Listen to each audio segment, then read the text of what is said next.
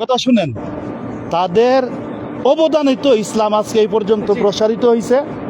হযরতে আবু বকর সিদ্দিক রাদিয়াল্লাহু তাআলা আনহু ইসলামের জন্য এমনভাবে উনি বিসর্জন দিয়েছিলেন। উনি কিন্তু মক্কার একজন ধনাঢ্য ব্যক্তি আছেন, পয়সাওয়ালা ব্যক্তি ছিল, কিন্তু শেষ পর্যন্ত যখন নবীজি বলছে যার কাছে যা আছে নিয়ে আসো ইসলামের জন্য, তখন আবু বকর সিদ্দিকের হাতে যা ছিল ফুজিহান নিয়ে আইছে।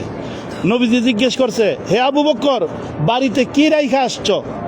উনি কি বলছে, উত্তরটা দিছে যে আল্লাহ আল্লাহর রাসূলকে রাইখা আইছে আমার বাড়ির মধ্যে। তাইলে বোঝা গেল ওনার বাড়ির মধ্যে আর কোনো কিচ্ছু, সম্পদ বলতে কিচ্ছু নাই। হযরত উমর রাদিয়াল্লাহু তাআলা আনহু তো একসময় তো উনি তো আর মুসলমান ছিলেন না। নবীজি যেই মসজিদ থেকে দোয়া করছে, মসজিদের নাম হলো আজিয়াদ মসজিদ, এটা মক্কা থেকে প্রায় 3 কিলোমিটার দূরে। ওইখান থেকে বৃহস্পতিবারে দোয়া করছিলেন, হে আল্লাহ, হয়তো হযরত উমর অথবা আবু জাহেলকে ইসলামের জন্য কবুল করেন। আল্লাহ কবুল করছে কারে? হযরত উমর রে কবুল করে লাইছে।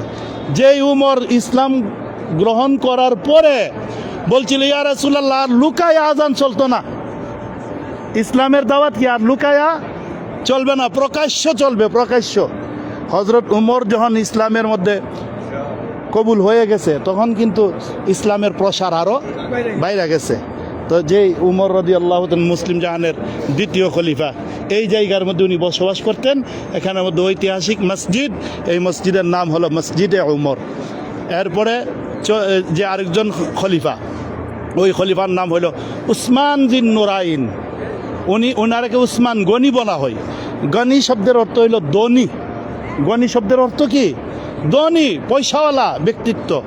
সব কিছু আল্লাহ রাস্তা দান করে দিছে। আমার প্রিয় নবীজির খেদমতে যিনি সর্বপ্রথম মহিলাদের মধ্যে ইসলাম গ্রহণ করছিলেন, মা খাদিজাতুল কুবরা রাদিয়াল্লাহু তাআলা, সবচেয়ে বড় মক্কার ব্যবসায়ী ব্যক্তি ছিলেন, বিদেশের সাথে বাহিরের সাথে ব্যবসা করতেন।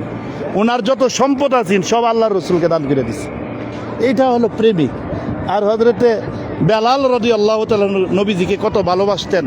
মসজিদ নববী শরীফের ভিতরে বেলালের মিম্বর খান, বেলালের মিম্বর খান এখনো আছে।